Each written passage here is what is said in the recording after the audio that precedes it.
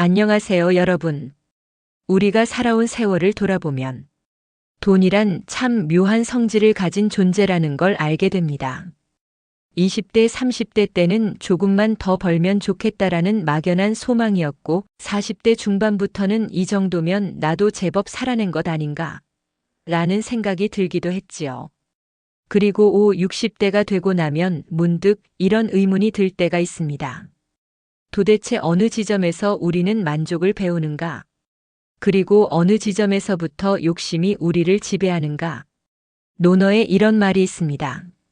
선거실 시유할 구압에 소유할 구안에 부유할 구미.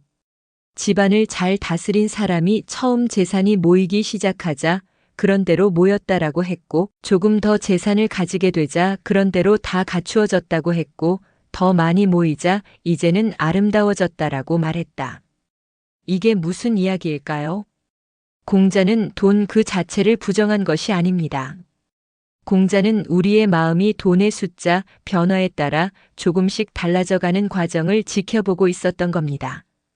처음 1천만 원이 모이면 그래, 이 정도면 시작은 됐어라고 합니다. 억 단위가 되면 이제는 웬만한 건 다 갖추었지라고 안심합니다. 더 많은 자산을 가지게 되면 이제는 참 아름다워졌다라고 합니다. 여기서 공자가 말하고 싶은 건 재물이 모이는 것이 잘못이다가 아닙니다. 마음의 기준이 계속 변한다는 것. 그리고 그 기준이 변할수록 욕심의 세력이 살짝씩 더 커진다는 것. 그걸 경계하라는 겁니다. 우리는 그것을 5, 60이 되어 이제 명확히 실감합니다. 나도 제 주변의 많은 사람도 딱 그 과정을 살아냈고 지금도 계속 그 과정 위에 서 있습니다.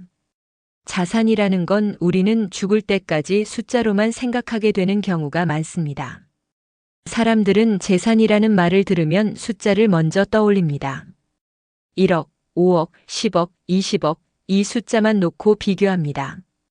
근데 우리의 실제 삶을 돌이켜보면 우리는 숫자로 살아온 게 아니라 이 느낌으로 살아왔습니다.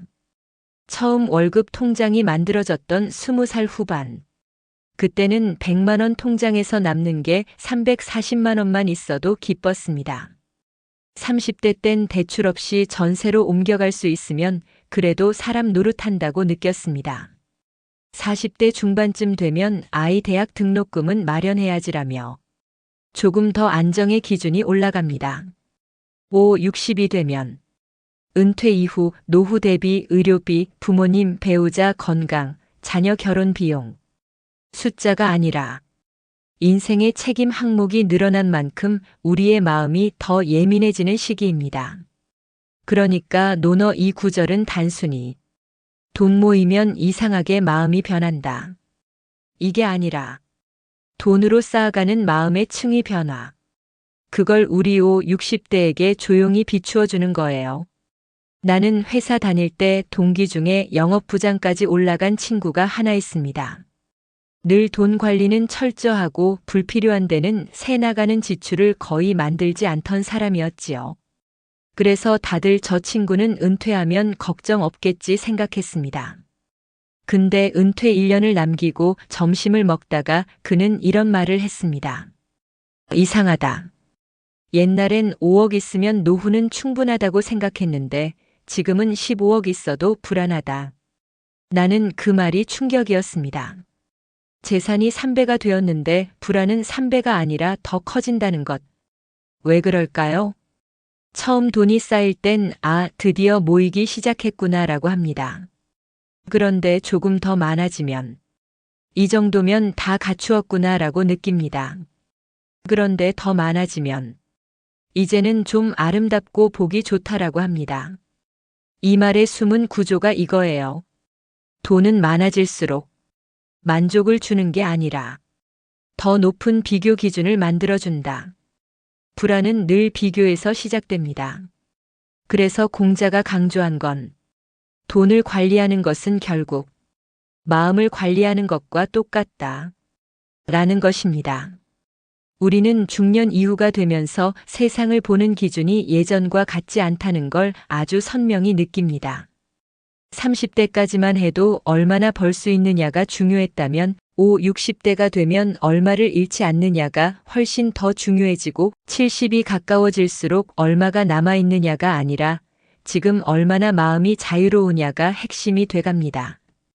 그러니까 오늘 이 논어의 구절은 우리 세대에게 아주 정확한 때에 다시 음미해야 할 한 줄입니다. 재산이 쌓일수록 마음이 평안해지지 않는다면 그건 옳은 축적이 아니다. 공자 말은 이렇게 대체해 읽어도 무방합니다.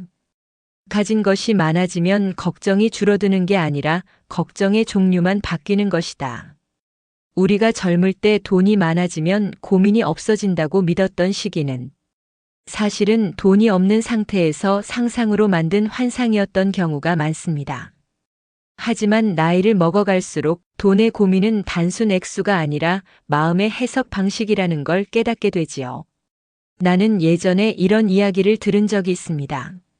사람은 월급 300 벌 땐 500이 필요한 줄 알고, 월급 500 벌 땐 700이 필요한 줄 알고, 월급 700 벌 땐 1000이 필요한 줄 안다. 이 말 속에는 심리학이 들어 있습니다. 돈의 절대치보다 그 돈을 둘러싼 심리적 기준치가 항상 앞서간다. 그래서 돈이 쌓여가는 과정에서 마음이 조금만 삐끗하면 우리는 필요라는 이름으로 사실은 탐욕을 정당화해 버릴 수 있습니다. 몇 년 전 지인의 소개로 어느 60대 부부를 알게 되었는데 이 부부는 정말 평생 검소하게 살았고 돈을 허투루 쓰지 않은 것으로 유명했습니다. 남편은 35년 동안 공기업에서 근무했고 부인은 전업주부로 살았지만 항상 알뜰하게 살림을 꾸렸습니다. 노후 준비를 아주 성실하게 해왔어도 두 부부는 여전히 우리는 충분하지 않아라는 말을 습관처럼 했습니다. 그런데 막상 상담처럼 대화를 이어가다 보니 이 부부는 생각보다 훨씬 안정적이었고 아이들도 이미 독립을 했고 각자 잘 생활하고 있었습니다. 그럼에도 불구하고 그들의 마음속에는 묘하게 불안이 컸습니다. 왜였을까? 그 부부의 말 중 한 문장이 결정적이었어요. 요즘은 친구들 보면 다들 우리보다 더 여유 있어 보여. 지금 이 문장은 그냥 지나치면 안 됩니다.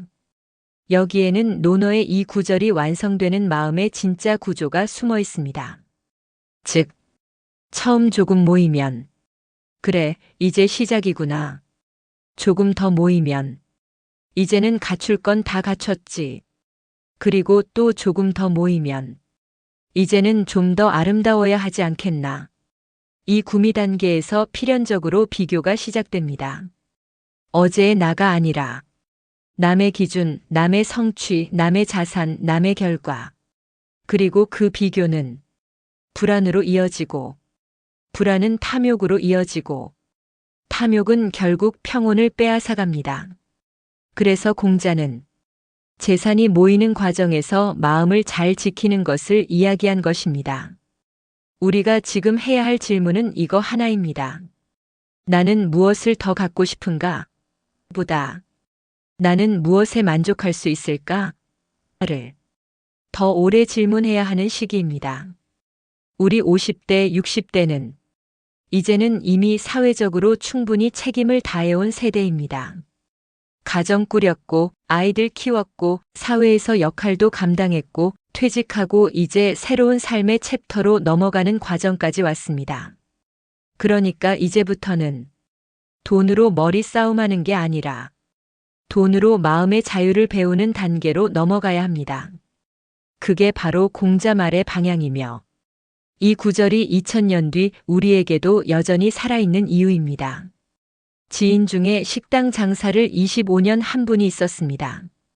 잘 됐습니다. 정말 많이 벌었습니다. 근데 이분은 벌기보다 항상 옆 가게, 다른 사람, 다른 업종과 비교하는 성향이 강했습니다. 그래서 이 사람은 돈이 많이 쌓여 있는 시기에도 만족을 배우지 못했습니다. 그는 처음 재산이 모일 땐 그래, 모이긴 했네라고 했습니다. 조금 더 모이면 이제 웬만한 건 다 갖춘 듯 하군이라고 했습니다. 근데 어느 시기에 가서는 이제는 남들에게 보여줄 만한 아름다운 수준이어야지. 라고 생각했습니다. 그리고 그 시점에서부터 이 사람의 고민과 불안과 피로는 급격히 늘어나기 시작했습니다. 왜냐하면 아름다움은 객관 평가가 아니라 타인의 시선 속에서만 존재한다고 믿게 되었기 때문입니다. 결국 이분은 가게 2개를 무리해서 확장했고 경기 한 번 흔들림에 그 많은 재산이 급격히 줄었습니다. 그리고 나서 그분이 했던 말이 잊혀지지 않습니다. 돈이 날 괴롭게 만든 게 아니라 내가 돈을 대하는 태도가 날 무너뜨렸더라. 공자는 이미 이걸 다 보았다. 그게 이 짧은 한 줄에 들어있다. 재산이 모이는 과정에서 마음이 어떤 방향으로 변하느냐. 그게 우리의 인생을 결정한다는 것. 그러니까 이 구절은 단순히 돈이 늘어나면 만족도 늘어난다가 아니라 전혀 반대입니다. 돈이 더 늘어나면 만족이라는 감각은 사라질 위험이 커진다. 돈이 붙으면 붙을수록 비교가 더 늘고 비교가 늘수록 평온은 줄어들고 평온이 줄어들수록 탐욕은 커진다. 공자 말은 이걸 경계해라. 그리고 집안을 잘 다스린 사람은 돈을 다스린 사람이 아니라 마음을 다스린 사람이다. 부부들 사이에서 가장 많이 나오는 말 중 하나가 있습니다. 아직 더 모아야지. 그런데 이 말을 하는 사람들의 절반 이상은 실제로 더 모을 이유가 명확하지 않습니다. 단지 혹시 모를 미래라는 모호한 불안감이 기준 없이 계속 기준을 올릴 뿐입니다. 그래서 우리는 이 논어의 한 구절 앞에서 이제는 이렇게 말할 수 있어야 합니다. 이 정도면 충분하다. 이 말은 멈춤이 아니라 마음의 균형 선언입니다. 사람에게는 충분의 감각을 스스로 정하는 능력이 있어야 합니다. 남이 정해주는 기준이 아니라 내 삶의 리듬에서 찾는 기준. 그게 있어야 부는 축복이 되고 부는 자유가 되고 부는 인생 후반부를 편안하게 만들어줍니다. 공자는 우리에게 재산을 모으지 말라는 이야기를 한 적이 없습니다. 공자는 재산을 모으는 과정에서 마음이 어디로 기울어 가는지 보라고 말한 겁니다. 부유는 숫자가 아니라 마음의 고요함이 머물 수 있는 공간의 크기입니다. 많은 것을 가져도 마음이 늘 불안하다면 그건 부가 아닙니다. 적당히 가지면서도 마음이 평온하고 유연하다면 그건 부입니다. 부의 기준은 외부에 있지 않습니다. 늘 내 안에서만 결정됩니다. 공자는 이렇게 인간 마음의 변화를 짚어주며 마지막 한 가지만 묻고 있습니다. 그대의 기준은 어디에 있는가? 우리는 그 질문을 이제 우리 인생 후반부에서 다시 진지하게 붙잡아야 합니다. 이제 우리는 알고 있습니다. 돈이 많다고 마음이 평온해지지 않는다는 것. 돈이 쌓이면 비교가 커진다는 것. 비교가 커지면 불안이 자란다는 것. 불안이 자라면 탐욕이 스며든다는 것. 그러니 인생 후반부에서는 돈을 다스리는 것이 아니라 마음을 다스리는 방향으로 연습의 무게 중심을 옮겨가야 합니다. 그리고 이 말은 그저 고전 속의 이상적인 삶의 이야기로 끝나는 것이 아니라 바로 지금 우리 세대의 현실이 되고 실제 선택이 되어야 하는 메시지입니다. 나는 오늘 무엇을 기준으로 내 삶을 판단하고 있는가? 이 질문 하나만 조용히 가슴에 두고 살아간다면 우리의 남은 삶은 더 단단해지고 더 따뜻해지고 더 평온해질 수 있습니다. 이것이 이 논어 구절이 2000년이 지나 오늘 우리에게 또 한 번의 울림을 주는 이유입니다. 그리고 이 구절은 우리에게 이렇게 말하고 있습니다. 부는 소유가 아니라 평온을 유지할 수 있는 마음의 힘이다. 오늘도 끝까지 옛글 속 인생 수업을 시청해 주셔서 감사합니다. 다음 시간에 다시 만나요.